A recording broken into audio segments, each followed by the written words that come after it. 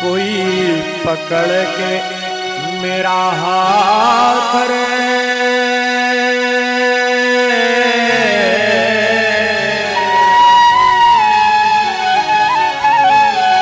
कोई पकड़ के मेरा हाथ रे, मोहे वृंदावन पहुँचा दे। पकड़ के मेरा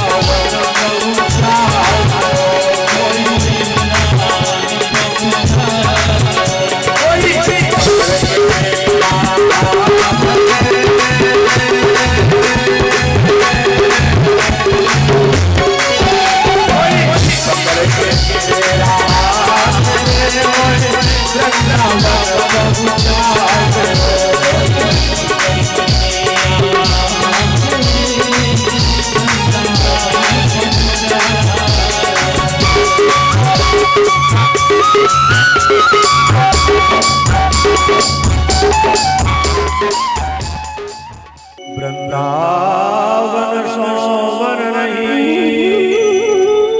नंदगांव सोगा,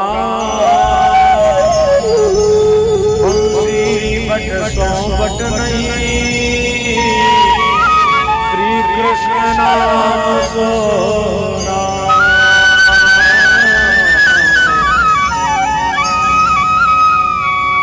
सताया हूँ जमाने से, मुझे अब तुम ना सताना।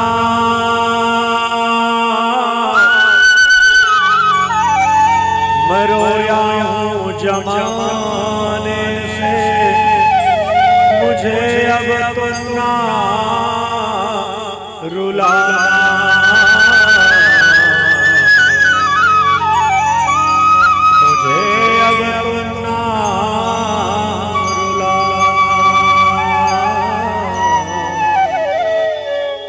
कन्हैया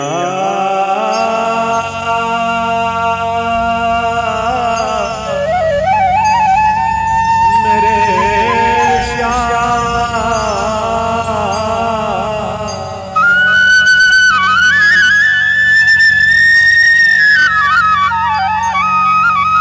भक्त सदैव भगवान को पुकारते रहते हैं, कभी न कभी तो उसको सुनाई पड़ेगा। कृष्ण कृष्ण रटते रहो जमुना घट में प्राण, कबहू तो दीन दयाल के बनत पड़े। अब आइए भगवान के सखा सुदामा जी का प्रसंग। सुदामा जी के बारे में मनीषियों का, विद्वानों का अपना अपना मत है, अपना अपना भाव है।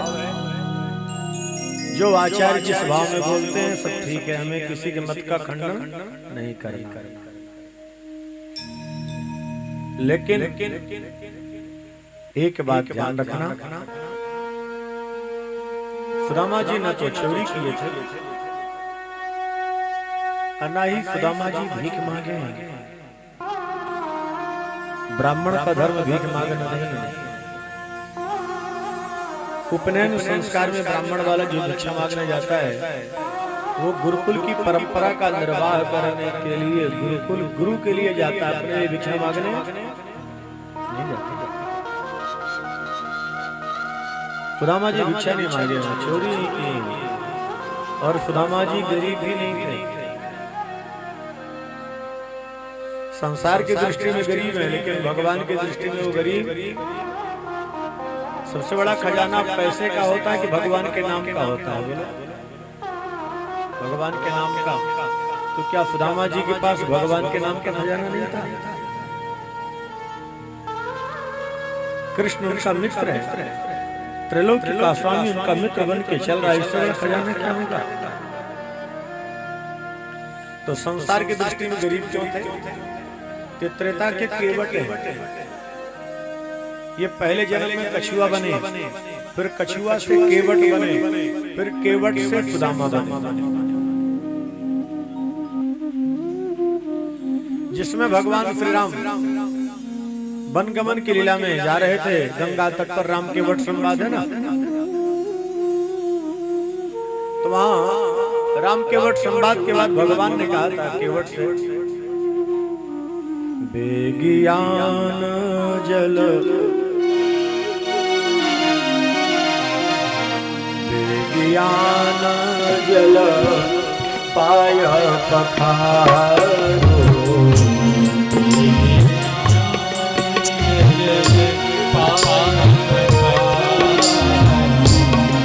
कर विलंब उतारा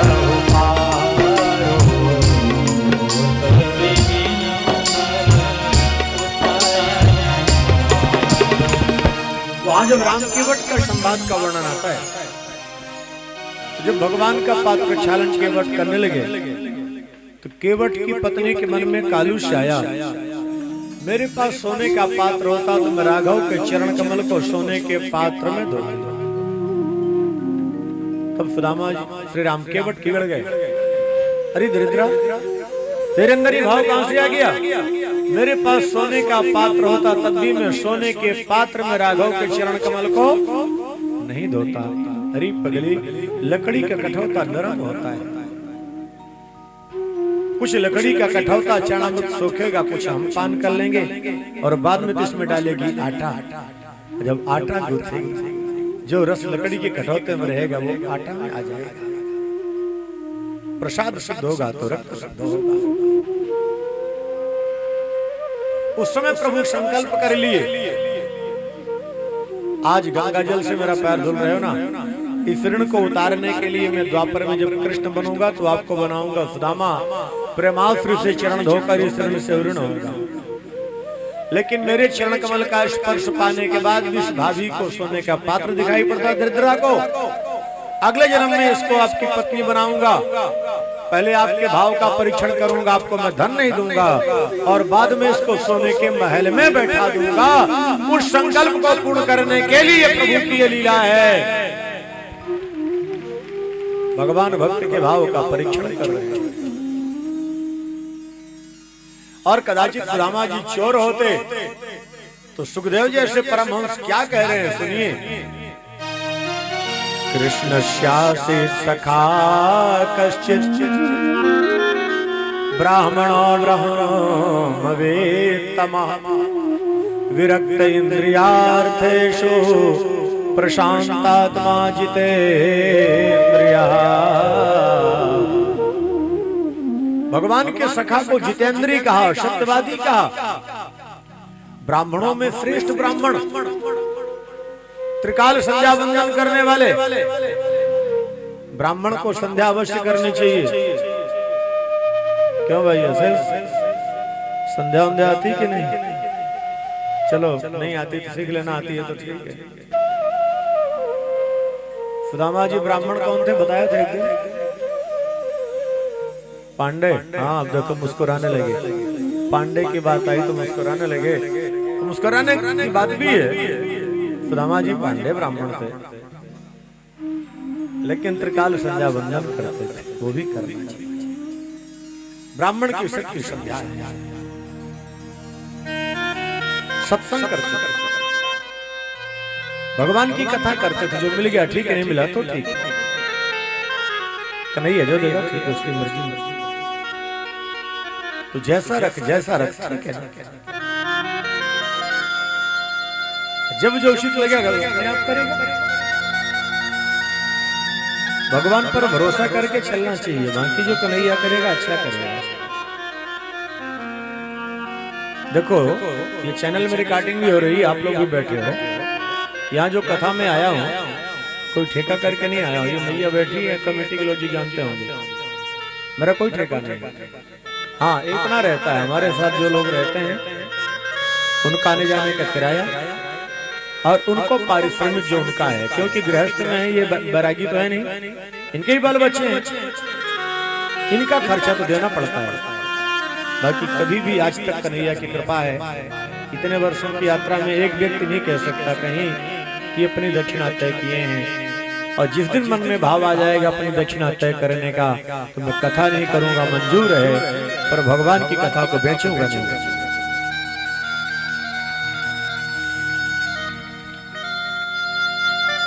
कुछ दे या ना दे, 7 दिन रोटी तो दिया,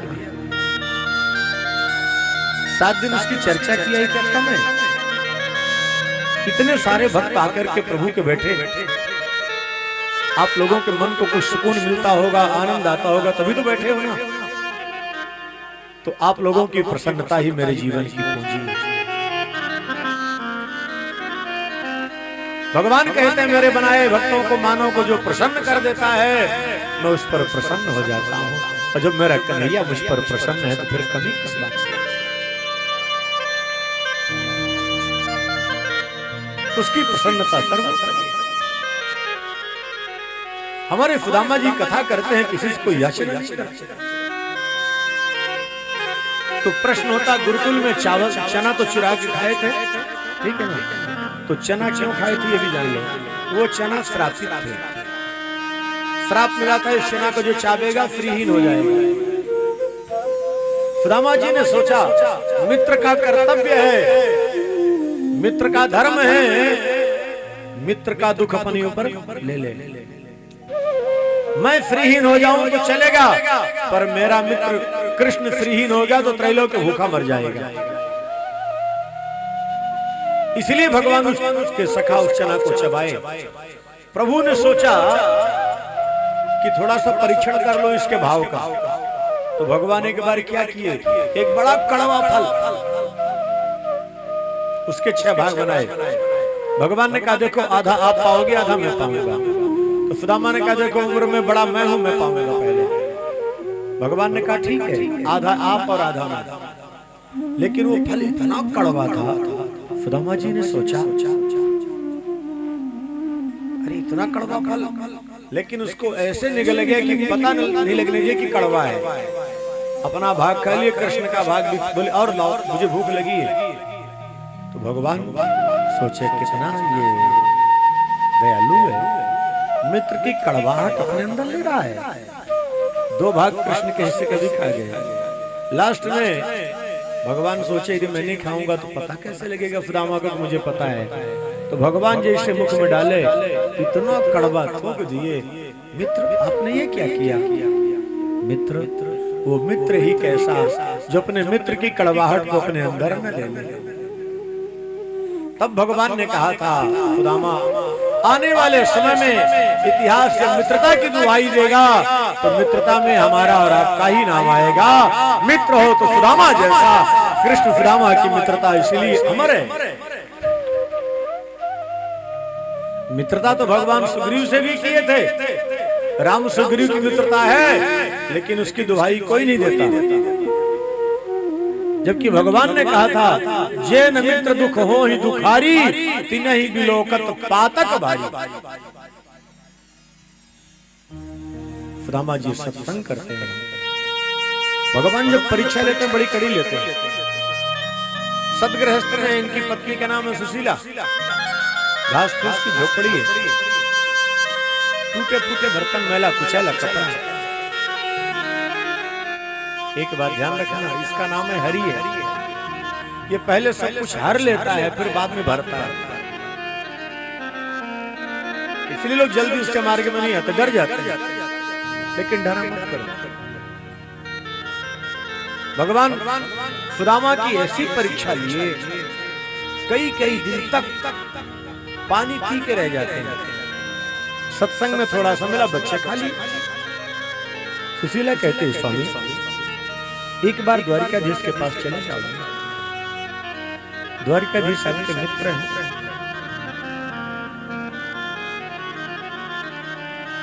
क्या कमी है, मैं क्यों जाऊं?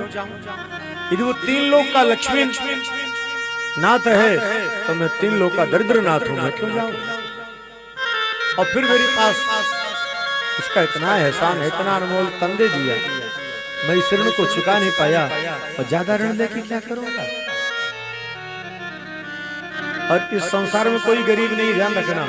जो भगवान के सामने बार बार कहता मैं गरीब हूं, तो भगवान कहते जा तो जीवन में गरीब ही रहे। इसलिए भगवान के सामने कभी भूल के मत बोल देना कि मैं गरीब हूं, कभी नहीं कहना। वो जल्दी ऐसी बात पकड़ लेता, फिर कहता जा तेरी बात सत्य है। एक बात बताओ, अनमोल तन दिया कि नहीं दिया? एक व्यक्ति एक संत के पास गए, बोले महाराज मैं गरीब हूं। संत ने कहा पैसा चाहिए? बोले हाँ। कितना चाहिए? बोले 1 करोड़। बोले दोनों नेत्र अपने दे दे, मैं 1 करोड़ दे दूंगा। अरे कैसी बात करते हो, क्यों दे दूं? भगवान ने कहा पगले, संत ने कहा पगले, इतना अनमोल तन तुझे परमात्मा दिया है जिसकी कीमत अरबों खरबों में नहीं की जा सकती, तो उसको धन्यवाद देने के बजाय कोसता है कि मैं गरीब हूं।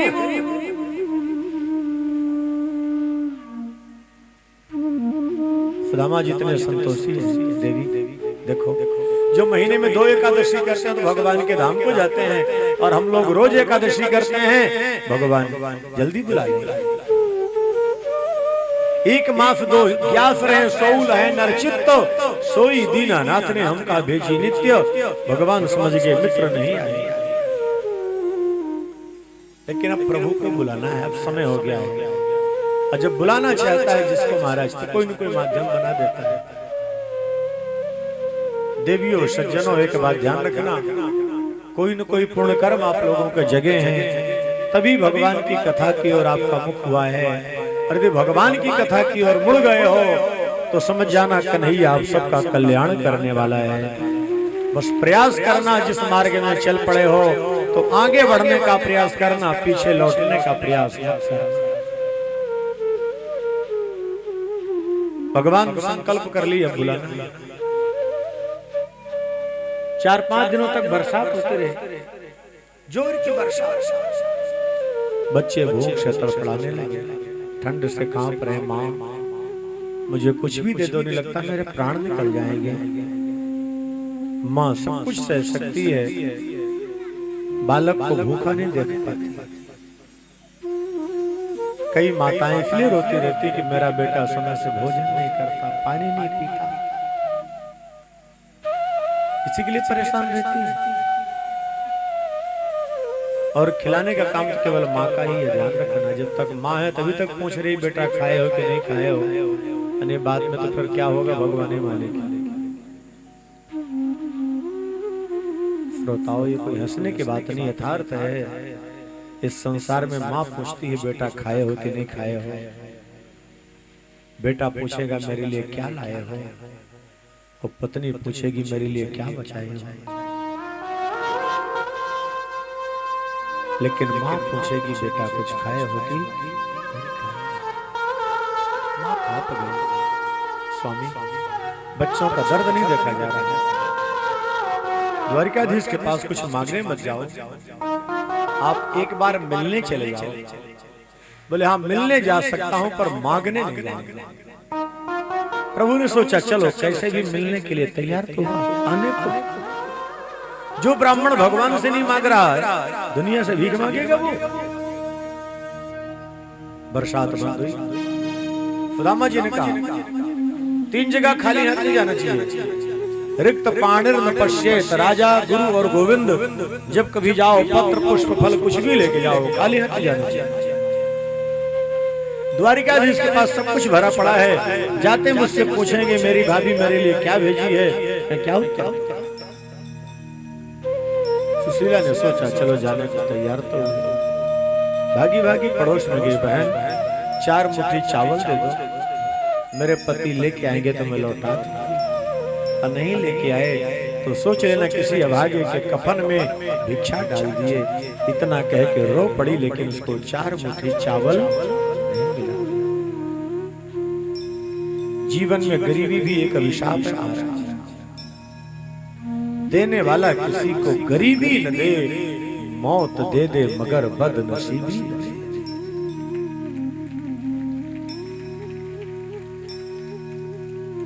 बड़ी विलक्षण स्थिति होती है। गरीबों के बात बात में अक्सर आंसू निकलते हैं।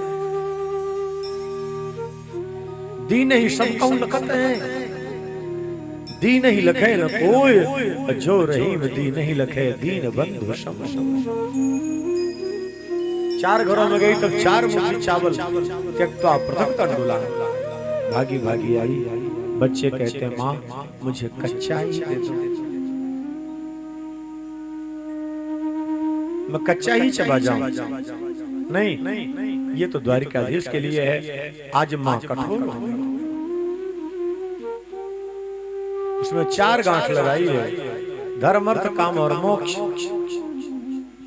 सुदामा जी चावल की पोटली बगल में दबाए अपने मित्र से मिलने के लिए चल पड़े। आजकल सुदामापुरी का नाम पोरबंदर हो गया है। हमारे धार्मिक स्थलों का नाम इसलिए बदला गया था ताकि आने वाले लोग भूल जाएं कि भगवान के धार्मिक स्थल कहाँ कहाँ। अब आजकल एक महात्मा हमारे आगे उत्तर प्रदेश में सारे नाम फिर से ठीक कर रहे हैं, तो कुछ अज्ञानी लोग कहते हैं नाम से क्या मतलब, नाम बदलने से। अरे नाम बदलने से कोई मतलब नहीं है, तो अपना अपना नाम बदल लो। फिर क्यों कहते हम अमुक के बेटे हैं, बाप का नाम लेके क्यों रोटी खा रहे हो? नाम महत्वपूर्ण नहीं है तो पिता के नाम की दुहाई मत दो ना, दूसरे का नाम लेके बोलो। तीर्थ स्थलों के नाम बदल दिए गए जिससे लोग भूल जाएं। सुदामापुरी है जिसका नाम आजकल पोरबंदर है। आप तो गए होंगे। सुदामापुरी से द्वारिकापुरी की दूरी लगभग 100 किलोमीटर। जो लोग गए होंगे गाड़ी से पता चला। भगवान के सखा पैदल चलते, पांव में बीमारी फटी, रक्त रंजित चरण चंकन काटे चुभते चीख पड़ते हैं, पैर घसीटते हुए चल रहे हैं, लेकिन मुख में कृष्ण का नाम है, मन में उल्लास है मित्र से मिलन। कितने समय के बाद अवसर घड़ी आई है, नेत्रों में प्रेमाश्रु, संकीर्तन करते करते चल रहे थे। कहां तक चले कन्हैया जाने, लेकिन सायंकाल का समय हो गया, पहुंच नहीं पाए। एक वृक्ष के नीचे लेट गए। जैसे वृक्ष के नीचे सोए हमारे प्रभु वहां प्रकट हुए। प्रकट होकर अपने भक्त की चरण रज को पहुंचकर अपने शीश पर धारण किए। मित्र को उठाए गोद में, जैसे छोटा सा बालक सो रहा हो, पुत्र वत्सला मां एक बिस्तर से उठा के दूसरे में लिटा दे। बालक को पता नहीं चलता, सुदामा जी को कुछ पता नहीं चला। हमारे प्रभु ले जाकर भेंट द्वारिका के किनारे सुला दिए। जब भेंट द्वारिका के किनारे सुलाए, सुदामा जी की आंख खुली, क्या देखते हैं? सामने भेंट द्वारिका, लेकिन भेंट द्वारिका जाने के नौका का सहारा लेना पड़ता है। सुदामा जी ने सोचा कैसे जाऊं, यहाँ तो पता नहीं कैसे पहुंच गया मैं, तो जा कहीं पहुंचा कहीं, पर आगे कैसे जाऊं? उसी समय हमारे कृष्ण केवट बन के आ गए। क्यों? जब केवट पराई नहीं लिए तो केवट ने कहा था, प्रभु जब मैं आपके घाट आऊं तो मुझे भी पार लगा देना। आज हमारे प्रभु केवट बन के आ गए। देवियों सज्जनों, थोड़ा सा उस रामा कृष्ण के उस दृश्य पर जाना, ध्यान करना, कितना सुंदर दृश्य होगा। जहां भगवान स्वयं पतवार चला रहे, नौका चला रहे, नाव लेके आ गए। मित्र कहाँ जाना है? द्वारिकाधीश के पास। आओ बैठो, मेरे पास उतराई देने के लिए कुछ नहीं है। केवट वेशधारी भगवान ने कहा, आपके मित्र का आदेश है, जो यहाँ आ जाए उससे उतराई नहीं लेना। क्यों? केवट की उतराई नहीं लिए, बहुत देने का प्रयास किए थे, प्रभु नहीं लिए, वही तो करेंगे। भगवान कहते हैं, जिस भाव से जैसे मुझे चाहोगे मैं तो वैसे चाहूंगा। कितना सुंदर दृश्य है, जहां भक्त बैठा है और भगवान पतवार चला रहे हैं। नहीं आने का एक बात बताओ, आपके पास उतराई देने के लिए कुछ नहीं थी, अपने मित्र के नाम का संकीर्तन तो सुना सकते हैं ना? बोले हाँ, मैं सुना सकता हूँ। तो सुदामा जी कन्हैया को अपने कीर्तन सुनाते हैं। आइए मन से हमारा उसी नौका पर बैठने का प्रयास करें। जिस जिसकी इच्छा हो तो आओ अपने कन्हैया को सुनाओ संकीर्तन। हरे राम राम राम हरे हरे।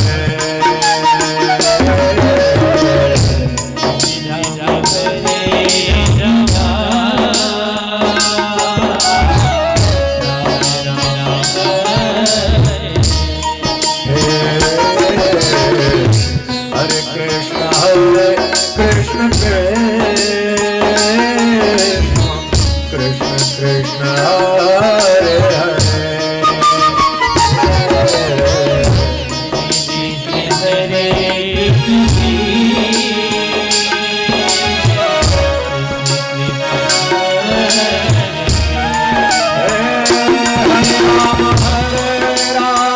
राम राम हरे हरे।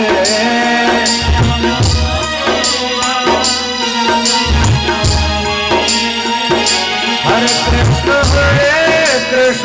कृष्ण कृष्ण हरे हरे।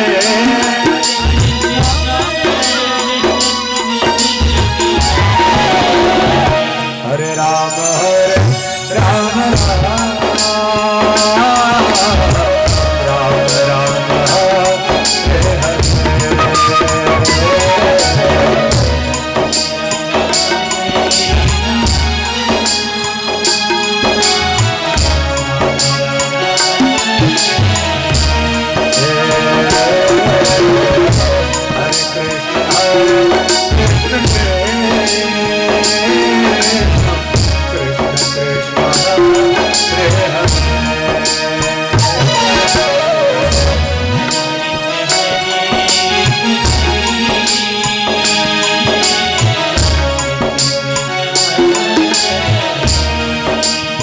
चल रही है, बैठा है, भगवान पतवार चला रहे हैं। प्रभु नौका को घुमाती है। सुदामा ने कहा तुम क्या कर रहे हो? अरे हमको जाना मित्र के पास, आप उल्टी नौका लेके जा रहे हो। भगवान ने कहा इस बात की जल्दी है, अरे कुछ समय तक मुझे भी सेवा का अवसर दो। क्यों? यही भाव व्यक्त किए थे केवट, जब केवट की नौका पर भगवान बैठे और नौका बीच धार पर आई, पतवार चलाना छोड़ दिए। राघव ने कहा क्या कर रहे हो, जल्दी करो ना। अरे प्रभु किस बात की जल्दी है, आपको 14 वर्ष का समय ही तो व्यतीत करना है ना। जिस नौका पर आप बैठ गए हो अब इस पर कोई और बैठ नहीं सकता। आप ऐसे बैठे रहो और ये नौका ऐसे चलती। आज वही भाव मेरा प्रभु के कर रहा है।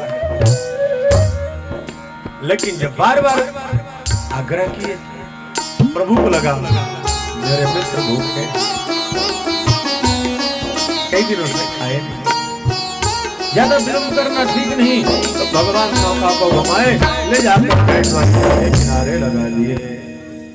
भजन आप लोग खूब जानते हो, सुने हो। 6 बज चुके हैं, अब कथा का क्रम विराम देंगे ताकि 6:30 विराम दे दें, ठीक है ना।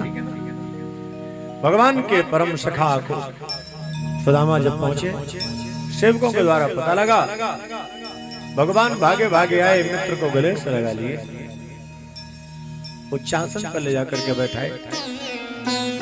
जिस आसन पर ब्रह्मा शंकर नहीं बैठ पाए, रुक्मिणी नहीं बैठी, आज उस आसन पर भगवान अपने मित्र सुदामा को बैठाए। देवी ब्राह्मण देवता घर में आए हैं, पात्र लेके आओ, पैर धुलना है।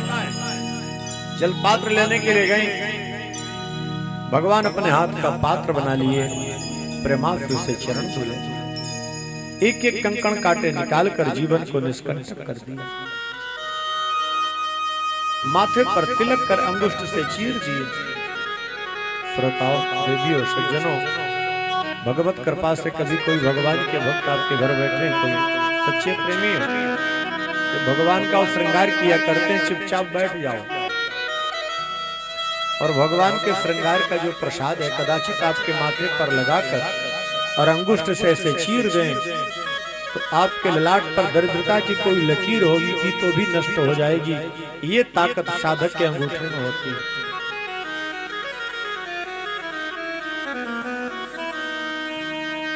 और कभी भगवत कृपा से आपके यहाँ गुरुदेव आए, कोई संत आए, तो दो काम कर लिया करो। आप लोग करते हो लिखा, पढ़े लिखे समझदार हैं। जिस समय आपके गुरुदेव भगवान के वक्त प्रसाद पाने जाएं, उस समय किसी पात्र में पैर धो, और जिस पात्र पर वो प्रसाद पाए उसको अपने हाथों से स्वयं साफ करो। आप तो धुलोगे पात्र और वो साधक आपके हाथ की लकीरों को ठीक कर देगा। और 24 घंटे जितना पुण्य करेगा, छठा पुण्य अनायास आपके पास चला जाएगा। आपको कभी ऐसा किया कि नहीं किया?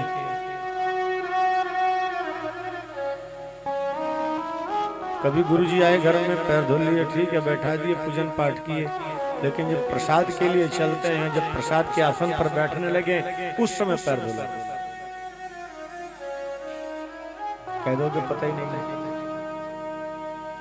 ऐसे ही ना, ये गलती तो है ना आप लोगों की। इस प्रसंग को पिछली बार बता के गया था, पर वो 2-3 साल पहले की बात भूल गए हम लोग। ये अंगूठा। और एक बात और ध्यान रखना, यदि कभी कदाचित भगवान का कोई भक्त अपने साधना में लीन है, किसी तीर्थ में, मामा जी भगवान के धाम में या भगवान की कथा में बैठा हो, और आपके दाहिने हाथ के अंगूठा पकड़ ले, तो आप निश्चिंत हो जाना, भवसागर से पार लगा देगा।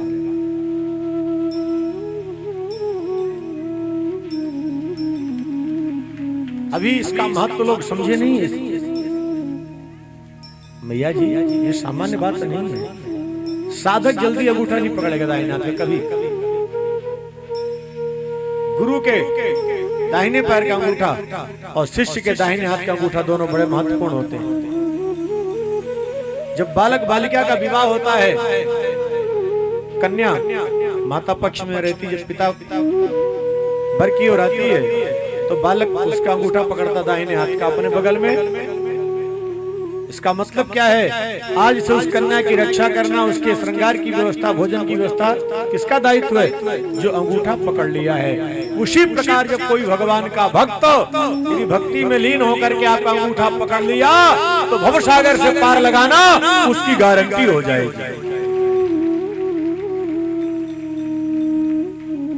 अब आपके गुरुदेव ऐसा किए कि नहीं किए, गुरु जाने और चेला जाने। सुदामा जी भूखे थे, रुक्मिणी कहते देवी ब्राह्मण देवता भूखे, प्रसाद लेके आओ, एक पात्र में लेके आना। रुक्मिणी ने सोचा ये कभी किसी का जूठा नहीं खाएगा, आज इस ब्राह्मण का जूठा खाएंगे। भगवान संकल्प कर लिए, आज मैं वो पाऊंगा जो मेरी भाभी मेरे लिए भेजी। सुदामा जी को संकोच हुआ, भगवान पोटली खींच ली, देखे तो उसमें 4 गांठ। अरे भाभी तो बड़ी चतुर है, धर्म अर्थ काम मोक्ष तथास्तु कह दिया। एक मुट्ठी चावल लेके जैसे भगवान भोग लगाए, मित्र बड़ा स्वाद है, कहां से लाया? सुदामा जी सोचते इसका बचपना अभी भी नहीं गया, सूखे चावल में इसको बड़ा आनंद आ रहा है। भगवान को प्रेम में आनंद आता है पदार्थ खाने। दूसरी मुट्ठी भगवान लेकर के जैसे पाए, बखान कर रहे हैं। तीसरी मुट्ठी में रुक्मिणी हाथ पकड़ ली। जब रुक्मिणी हाथ पकड़ी, प्रभु ये आप क्या कर रहे हैं? आप बन जाएंगे, सुदामा इसको बना देंगे द्वारिकाधीश। आपको पता नहीं ये वही ब्राह्मण बालक हैं जो आपके वक्षस्थल पर चरण का प्रहार किए धुनि के वंश से।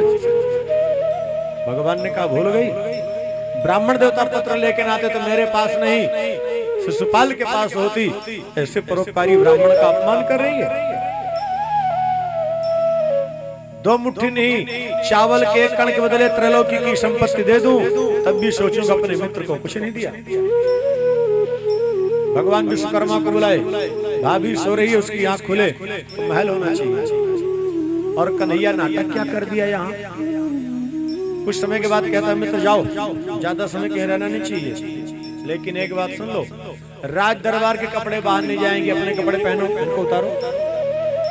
और पूरे द्वारिका में घोषणा करा दिए, पैसा दे के प्रणाम करोगे ब्राह्मण श्राप दे देगा। देखो जगत और जगदीश्वर में यही अंतर होता है। जगत वाले किसी को कुछ देते हैं तो उसका मान सम्मान मिट्टी में मिला के देते हैं, और मेरा कन्हैया देता है तो मान सम्मान बढ़ा करके दिया करता है।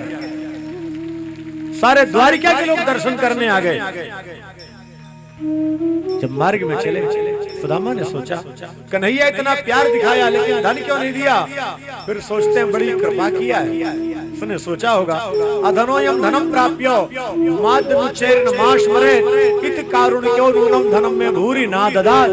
मेरे कृष्ण सोचे होंगे धनहीन ब्राह्मण के धन पाके धन लंपट न हो जाए, इसलिए धन न दे के बड़ी कृपा की।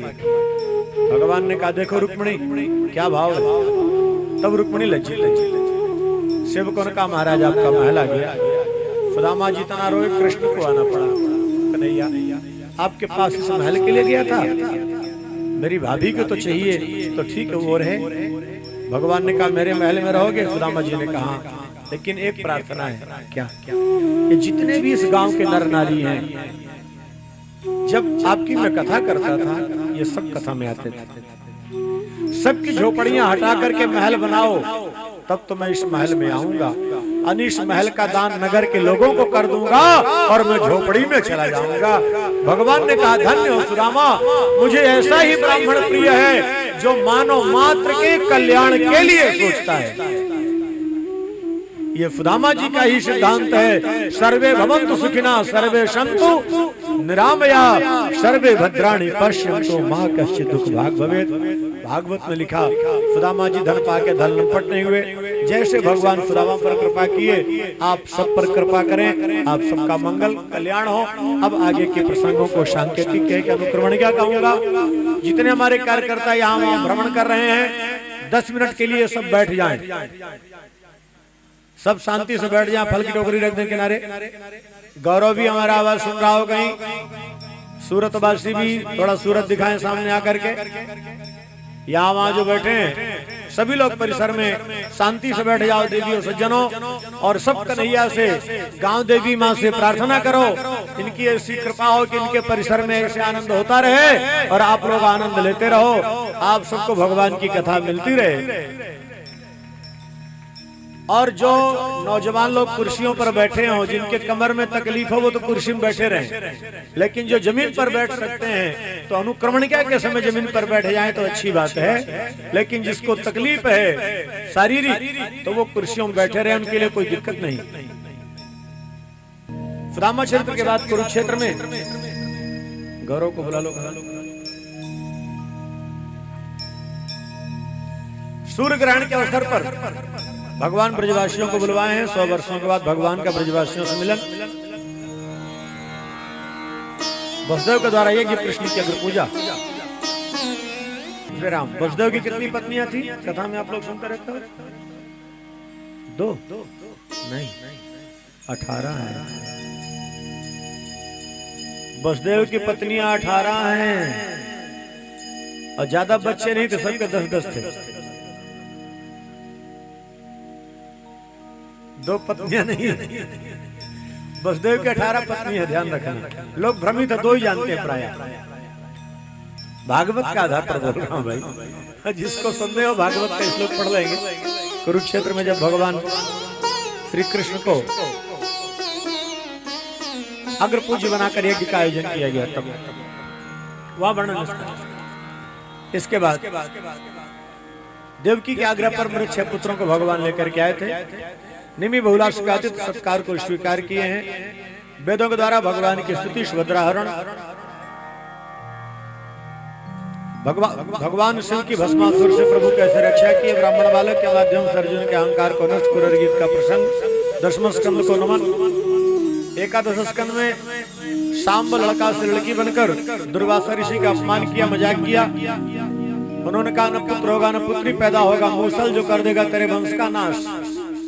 उसको घिसते कटीली घास, थोड़ी सी कील, मछली निकल गई। जरा नाम का मदबधिक मछली मारने के लिए जाल में वही मछली जिसके पेट में कील। अंत में कृष्ण के चरण कमल का स्पर्श उसी से हुआ। नव योगेश्वरों का संवाद, वैष्णव धर्म की व्याख्या, दत्तात्रेय के 24 गुरुओं का वर्णन है। कृष्ण उद्धव का संवाद, भगवान ने कहा कलयुग आ रहा है, मलेच्छा का युग, इसलिए मैं जाऊंगा, प्रभु आप चले जाओगे तो कलयुग में आने वाले आपके भक्तों का कल्याण कैसे होगा। भगवान ने कहा मैं भागवत के रूप में प्रकट हो जाऊंगा, जो भागवत का आश्रय लेंगे उनका कल्याण होगा। उद्धव जी भागवत जिले के बद्र का आश्रम प्रस्थान किया, यदुवंशियों का आपस में लड़के संघार, भगवान सुधाम गमन की लीला की है। यहाँ कृष्ण की पत्नियां अपने आप को अग्नि के चरणों में समर्पित किए हैं, बलराम जी अपने धाम को गए। द्वादश स्कंद में कलयुग के राजाओं का वर्णन है और आगे चल के कलयुग में कथा कीर्तन सब बंद हो जाएगा। अभी तो भगवान की बड़ी कृपा है, कहीं कहीं नाम कीर्तन कथा का प्रभाव दिखेगा, बाकी मंदिर मठ सब ध्वस्त हो जाएंगे। अभी तो बन रहे हैं, लेकिन आने वाला जो समय है बड़ा उल्टा आ रहा है। ये कलयुग का लक्षण है। पहले भी मलेच्छा के मंदिर तोड़े थे, अब साधक लोग मंदिर बना रहे हैं, ये क्रम चलता रहता है। लेकिन जब अपने स्वरूप पर आएगा तब कलयुग की मानो क्या है, मात्र 25 वर्ष बचेगी और 2-2.5 फुट के लोग होंगे। 8 साल का बालक पिता बन जाएगा जब घोर कलयुग आएगा, 16 वर्ष का दादा, 25 वर्ष में जयराम। तब भगवान कल के रूप में प्रकट होकर दुष्टों का संहार करेंगे मरुदेवापी के द्वारा। सृष्टि का क्रम। सुखदेव ने पूछा परीक्षित मृत्यु का भय है? बोले नहीं। वहीं भगवान सुखदेव अंतर ध्यान हो गए। बोलिए सुखदेव भगवान की। परीक्षित जी गंगा के तट पर बैठे, तक्षक आकर के दशा कोई कष्ट नहीं। भगवान के पार्षद आए, विमान पर बैठ के चल पड़े। जब ब्रह्मलोक विमान पहुंचा, ब्रह्मा जी को बड़ा आश्चर्य हुआ। कौन सा पुण्य कार्य किए? बोले भागवत की कथा का रसपान। एक तराजू लिए, एक तरफ श्रीमद् भागवत महापुराण और एक तरफ बाकी पुराण। श्रीमद् भागवत महापुराण के आगे बाकी के पुराण छोटे पड़ गए। इस कलयुग में 12 भागवत रसपान करने का जिसको मिल जाए, उससे भाग्यशाली कोई मानव नहीं होता। आप लोग 2 कथा तो सुने लिए, दूसरी है ना यहाँ की। कई लोगों के लिए पहली होगी, कई लोगों की दूसरी है। चलो कन्हैया की लीला है, कथाएं तो होती रहती है सब जगह, आप लोग कथा सुनते रहते हो। कलयुग में 12 भागवत का बड़ा महत्व। ब्रह्मा जी भागवत जी को प्रणाम किए। जन्मेजय को पीड़ा हुई सर्पेष्टि यज्ञ, तब आस्तिक ऋषि के द्वारा रक्षा।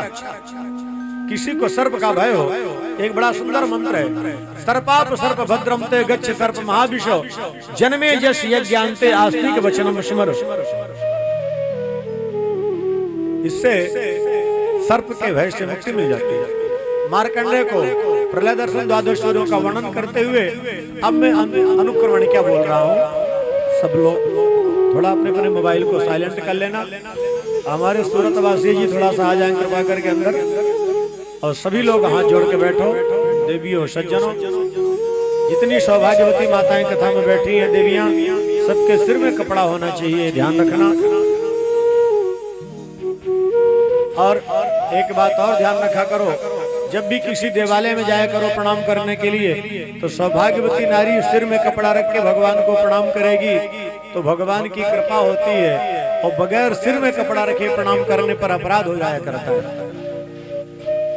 अब आज के लोग अपराध करते हैं कि क्या करते हैं भक्त जाने, आज के लोग जाने।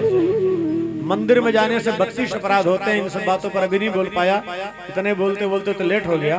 फिर कभी किसी मोड़ पर देखेंगे कहीं।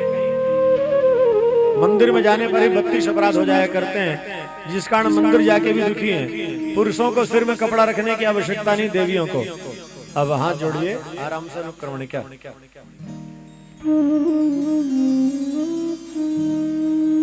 जो व्यक्ति 7 दिन तक नियम पूर्वक भागवत की कथा का रसपान नहीं कर पाता, अनुक्रमण का रसपान कर ले तो सप्ताह श्रवण का फल प्राप्त हो जाता है। श्रीमद् भागवत महापुराण में 18,000 श्लोक हैं। और मंदिर कमेटी वालों से मैं एक आग्रह करूंगा कि आज आरती माता जी की मात्र 5-7 मिनट थोड़ा लेट कर देंगे, 6:30 से 5-7 मिनट बढ़ा देंगे समय। मेरा आग्रह है पुजारी जी से हो सके तो।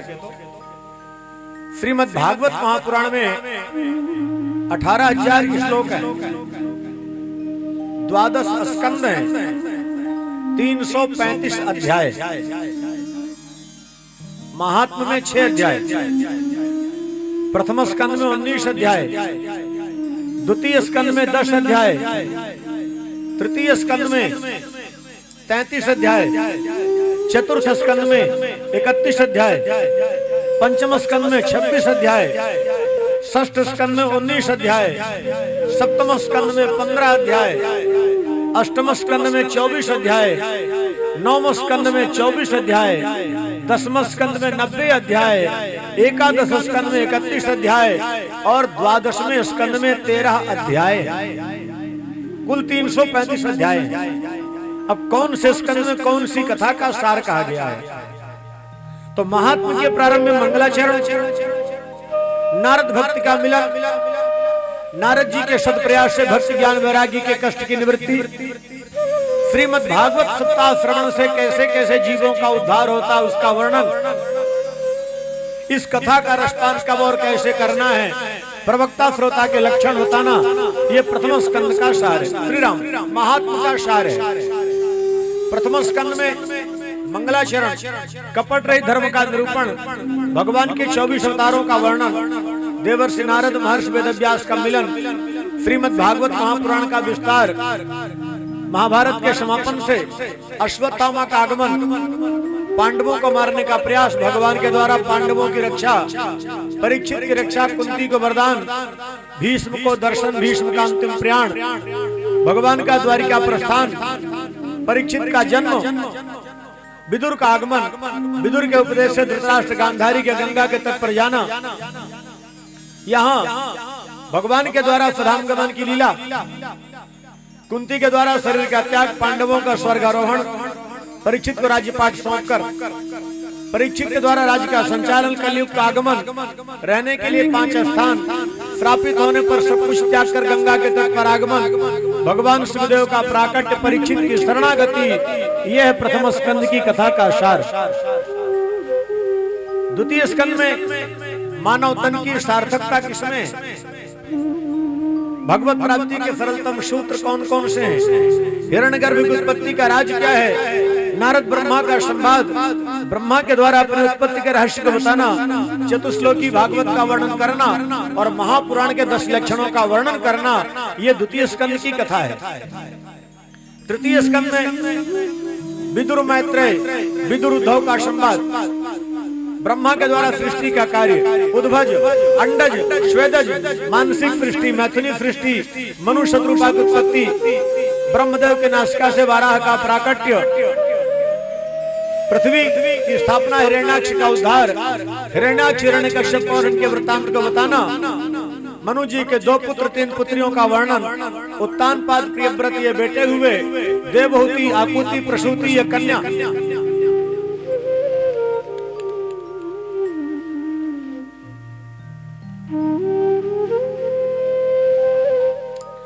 कर्दम देवहूति का विवाह, 9 कन्याओं का जन्म, 9 ऋषियों के साथ संबंध, भगवान कपिल का प्राकट्य, दिव्य सांख्योपदेश का वर्णन करना, ये तृतीय स्कंद की कथा है।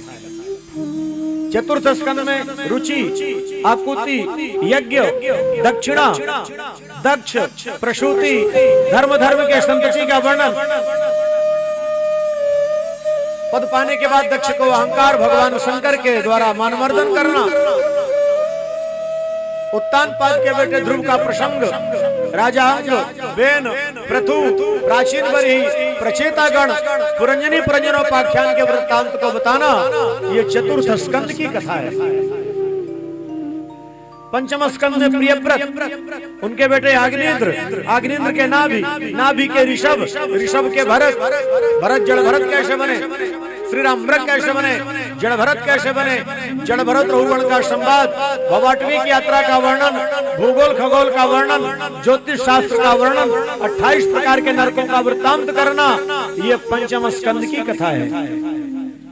षष्ठ स्कंद में जामिलोपाख्यान, यमदूतों का, यमराज का संवाद, दक्ष के द्वारा नारद को श्राप, इंद्र के द्वारा अपने गुरु बृहस्पति का अपमान, विश्वरूप को गुरु बनाना, नारायण कवच का उपदेश, विश्वरूप का वध, ब्रह्महत्या को 4 भागों में बांटना, वृत्रासुर का जन्म, वृत्रासुर का वध, उनके पूर्व इतिहास को बताना, ये षष्ठ स्कंद की कथा है। सप्तम स्कंद में हिरण्यकश्यप की तपस्या ब्रह्मा के द्वारा वरदान, प्रहलाद का जन्म, प्रहलाद की भक्ति, भगवान नरसिंह का प्राकट्य, हिरण्यकश्यप का उद्धार, सदाचार का वर्णन, ब्रह्मचर्य, गृहस्थ, वानप्रस्थ, संन्यास आश्रम के लक्षणों को समझाना, ये सप्तम स्कंद की कथा है। अष्टम स्कंद में गजेंद्रोपाख्यान का प्रसंग है। दुर्वासा के श्राप से देवता जब श्रीहीन हुए, समुद्र मंथन के माध्यम से भगवान कैसे इनका कष्ट दूर किए, समुद्र मंथन का प्रसंग है। देवासुर संग्राम में जब देवता राक्षसों को, दैत्यों को मार दिए, तो शुक्राचार्य मृत संजीवनी से कैसे जीवित किए, उनका वर्णन। भगवान वामन के प्राकट्य का रहस्य, राजा बलि के यहाँ जाकर 3 पद के बहाने देवताओं का संकट दूर करना, वेदों की रक्षा के लिए मत्स्यावतार, ये अष्टम स्कंद की कथा का सार है। 9वें स्कंद में सूर्यवंश चंद्रवंश का वर्णन है, जहाँ सरियाती, सुकन्या, नभग, नाभाग, अम्बरीश, गंगावतरण, हरिश्चंद्र, मर्यादा पुरुषोत्तम प्रभु श्री राम का प्रसंग, परशुराम का प्रसंग, विश्वामित्र का, दुष्यंत, शकुंतला, चंद्रवंशी राजाओं का वर्णन, जहाँ याति, यदु, दुर्वसु, शिवी, नेमि, जामक इत्यादि के वंशों का वर्णन करना, ये 9वें स्कंद की कथा है। 10वें स्कंद में वसुदेव देवकी का विवाह, भगवान का प्राकट्य, नंदोत्सव, पूतना का उद्धार, सट्टासुर का उद्धार, तृणावर्त का उद्धार, नामकरण संस्कार की लीला, माखन चोरी लीला, मृत भक्षण की लीला, उलूखल बंधन की लीला, यमलार्जुन का उद्धार, वत्स चारण की लीला, वत्सकासुर का उद्धार, बकासुर का उद्धार, अघासुर का उद्धार, ब्रह्मा के मोह की निवृत्ति, गोचारण की लीला, धेनुकासुर का उद्धार, कालीनाग का मान मर्दन, दावानल का पान, शरद ऋतु का प्रसंग, वेणुगीत का प्रसंग, चीरहरण का प्रसंग, यज्ञ पत्नियों पर भगवान की कृपा, गिरिराज जी का प्रसंग, बाबा नंद की ब्रह्मलोक यात्रा का वर्णन, राष्ट्र पंचाध्यायी का वर्णन, अंबिका वन यात्रा का वर्णन, जहाँ विद्याधर, शंखचूड़ का उद्धार, केशी इत्यादि का उद्धार, ब्रज में भी कभी सरस्वती नाम की धारा प्रवाहित होती थी। ब्रज में यमुना की 3 धारा थी, एक का नाम था कालिंदी, एक का नाम था यमुना और एक का नाम था स्वर्ण रेखा। स्वर्ण रेखा अब केवल एक बची है, जो विलुप्त हो चुकी है। सरस्वती की धारा अंबिका वन में प्रवाहित होती थी, वो भी विलुप्त हो चुकी है। जहाँ शिव शक्ति की आराधना है, अक्रूर का आगमन, भगवान का मथुरा गमन, धोबी का उद्धार, दर्जी माली कुब्जा पर कृपा, धनुष वंश वल्यापीड़, कंस इत्यादि का उद्धार, माता पिता को बंधन मुक्त करना, ब्रजवासियों को ब्रज में भेजना, गुरुकुल में ज्ञान की प्राप्ति, उद्धव जी की ब्रज यात्रा, कुब्जा क्रूर के आतिथ्य सत्कार को स्वीकार करना, हस्तिनापुर का समाचार जानना, ये 10वें स्कंद पूर्वार्ध की कथा है।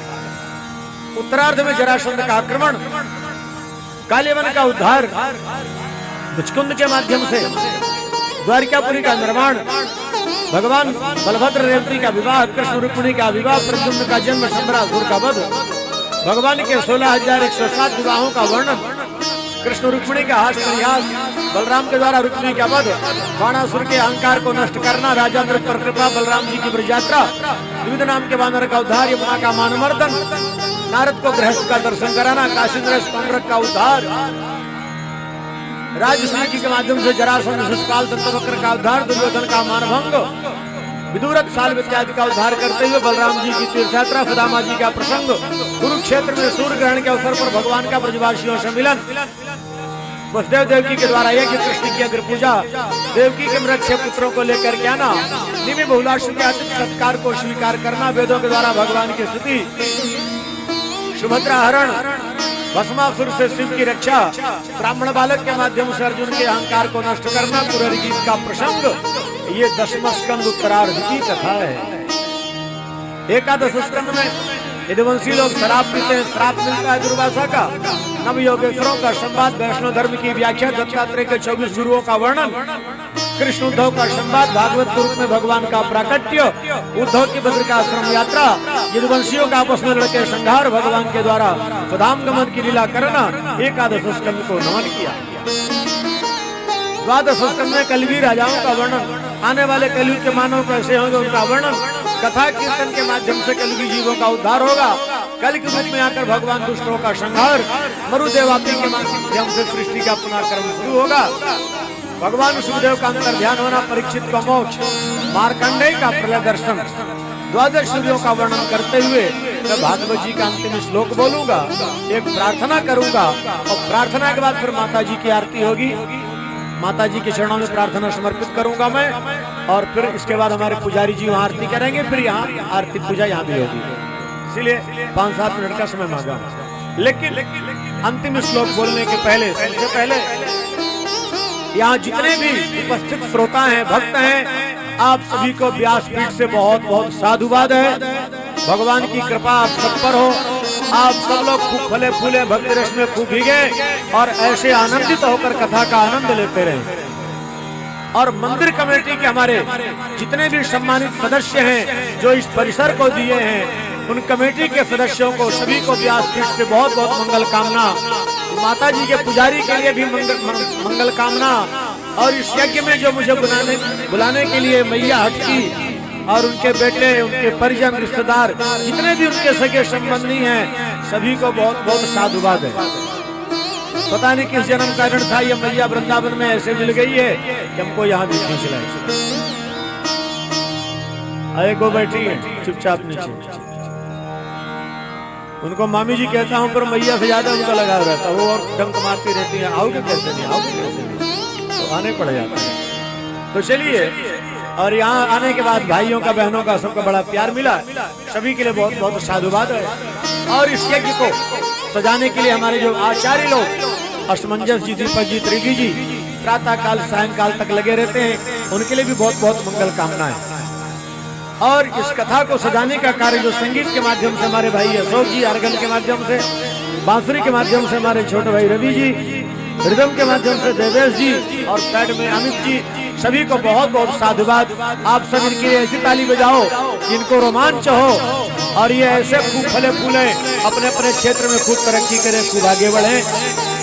साउंड मास्टर को भी बहुत बहुत साधुवाद है, आप लोगों तक आवाज पहुंचाया। थोड़ी कमजोरी कर देता है बीच बीच में, भविष्य में कभी आए तो तैयारी और करके आए। और जो इतना सुंदर मंडप बनाए हैं, मंडप बनाने वालों को भी साधुवाद। और जो सबके लिए कुर्सी लेके दौड़ते थे, ऐसे हमारे नटखट गौरव को भी बहुत बहुत साधुवाद है कि खूब फले फूले, खूब आगे बढ़े, खूब सेवा किया है सभी के लिए। और ये जो हमारे YouTube में बिना पैसे के अपने आप प्रचार करते हुए रिकॉर्डिंग कर रहे हैं, लोगों तक कथा पहुंचाएंगे। कल कुछ नाम बताए थे ये चैनल का, लैंड ऑफ गॉड। तो ऐसे चैनल को भी बहुत बहुत बधाई, बहुत बहुत मंगल कामना। और सभी श्रोताओं को बार बार मंगल कामना करते अंतिम श्लोक बोल रहा हूँ। जो लोग बोल सकते हो श्लोक बड़े प्यार से बोलना। और अंतिम श्लोक बोल के, हाँ एक बात जरूर है कि 7 दिवस में किसी को अच्छा लगा हो उसको लेके जाना। पर मान लो ये शरीर मानव का है, कोई ऐसा शब्द निकल गया हो या शरीर से कोई ऐसा व्यवहार हुआ हो, आप लोगों को किसी को कोई कष्ट हुआ हो सके तो क्षमा कर देना। और अच्छा लगा हो तो जीवन में कुछ लेके जाना। बस मैं यही चाहता। अंतिम श्लोक बोल रहा हूं। नाम संकीर्तनम यस्य, नाम संकीर्तनम यस्य, सर्व पाप प्रणाशनम, सर्व पाप प्रणाशनम, प्रणामा दुख शमनस, प्रणामा दुख शमनस, तम नमामि हरिं परम, तम नमामि हरिं परम। जिस परमपिता परमात्मा के पावन नाम का स्मरण करने मात्र से ये जीव समस्त पाप ताप से मुक्त हो जाता है। ऐसे आनंद कंद भगवान श्याम सुंदर युगल सरकार के श्री चरणों में हमारा सबका बार बार नमस्कार, बार बार प्रणाम है। नंदस्वात्मज उत्पन्ने जाता है लादो महामना, आहुई विप्रान वेद ज्ञान स्नाता सुचिर अलंकृता। एक कन्हैया जैसे नंद के आंगन में प्रकट होकर ब्रजवासियों का जीवन मंगलमय कर दिए, नंद यशोदा का जीवन मंगलमय किए, उसी प्रकार जो यजमान परिवार आए हुए भक्त परिवार हैं, सबके हृदय कमल में प्रकट होकर सबका मंगल करो कन्हैया, सबका कल्याण करो। इन्हीं शब्दों के साथ सर्वे भवन्तु सुखिनः सर्वे सन्तु निरामयाः सर्वे भद्राणि पश्यन्तु मा कश्चित् दुःखभाग् भवेत्। ओम शांति शांति शांति। प्रार्थना इसके बाद आरती।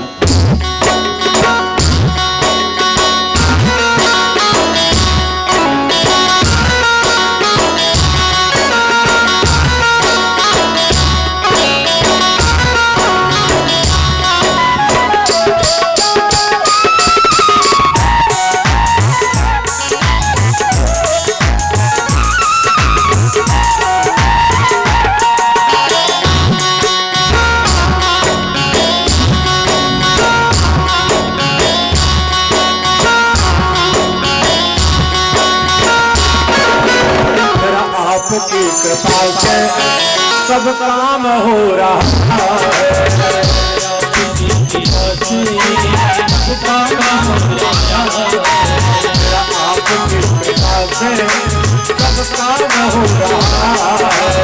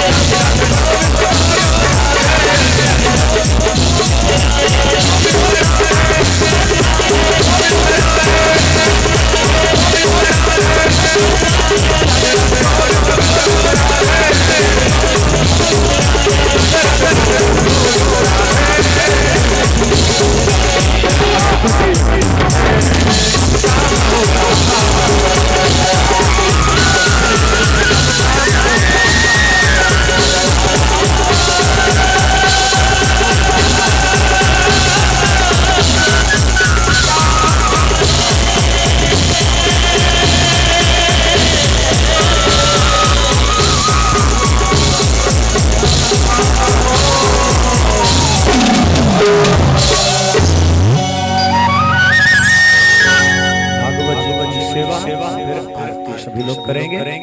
भागवत जी की सेवा के लिए हमारे आचार्य लोग जो लोग मंच पर खड़े हैं जो अक्षत दे दें, और बाकी जितने भक्त खड़े हैं सभी हाथ जोड़ लें। ये मान लें कि हम सब भागवत जी की सेवा पूजा कर रहे हैं। सेवा कर रहे हैं, पूजा कर रहे हैं, क्या कर रहे हैं? सेवा, पूजा तो नहीं ना? अच्छा अच्छा, चलो ध्यान। श्री राधे।